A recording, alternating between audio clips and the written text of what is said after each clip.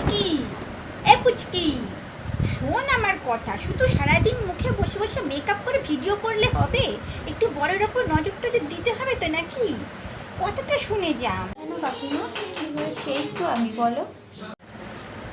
না রে, তেমন কিছু না। বলছিলাম তোর বরকে কালকে দেখলাম ভর সন্ধেবেলা সেন্টের গন্ধ ম ম করে ছড়িয়ে কোথায় যেন গেল। তাই ভর সন্ধেবেলা গেল কোথায়, একটু নজরে রাখিস, তোর ভালোর জন্যই বলছি। আজকাল দিনকাল কিন্তু ভালো নয়, দেখিস আবার প্রেম টেম করছে না তো।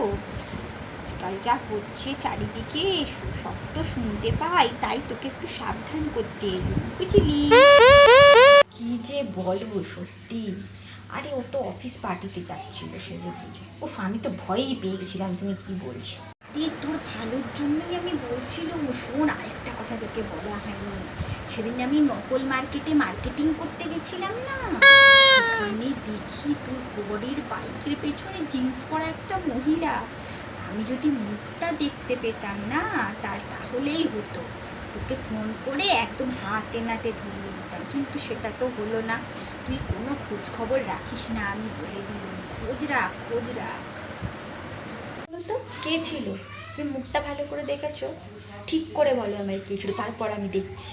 তো দেখতে পারিনি, মুখটা যদি দেখতে পেতাম তাহলে তোকে প্রপার ইনফরমেশান দিয়ে দিতাম যে কোথাকার মেয়ে আর কোন বাড়ির মেয়ে। সেটাই তো হলো না রে। না, ওই জন্যই তো আমি ছিলাম পেছনে বসা। সত্যি তুমি তোমার সিসিটিভির ক্যামেরাটা একটু ভালো করে যদি ধরতে পারতে, মুখটাও দেখতে পারতে। আমিই ছিলাম জিন্স পরা। বলতো এই রাত হলেই সিঁড়ির তলায় বসে তোর বর ফোন করে। কাকে ফোন করে রে এত?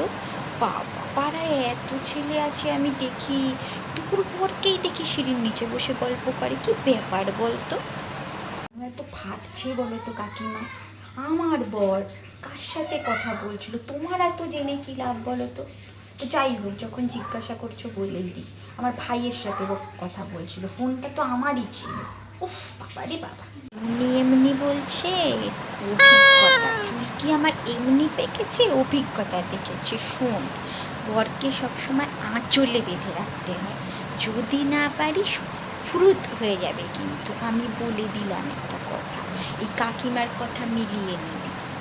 কাকুকে দেখলাম তো দুদিন আগে একজন মহিলার হাত ধরে ঘুরছিল, তোমাকে বলে গেছিল তো। দেখো, বুঝে শুনে এবার চলতে হবে কিন্তু। হাত ধরে ঘুরছিল, আমি কিন্তু কদিন দেখেছি। ব্যাপারটা কিন্তু আমার ভালো ঠেকছে না কাকিমা, তুমি একটু খোঁজখবর নাও তো কাকুর ব্যাপারে। কোথায়, কবে? আমি তো জানি না, সে কি কথা? নিজের চরকায় তেল না দিয়ে আরেকজনের চরকায় তেল দিচ্ছ, তেল তো ফুরোবে। যাও, তোর বাড়িতে যাও, গিয়ে দেখো কাকু কি করছে।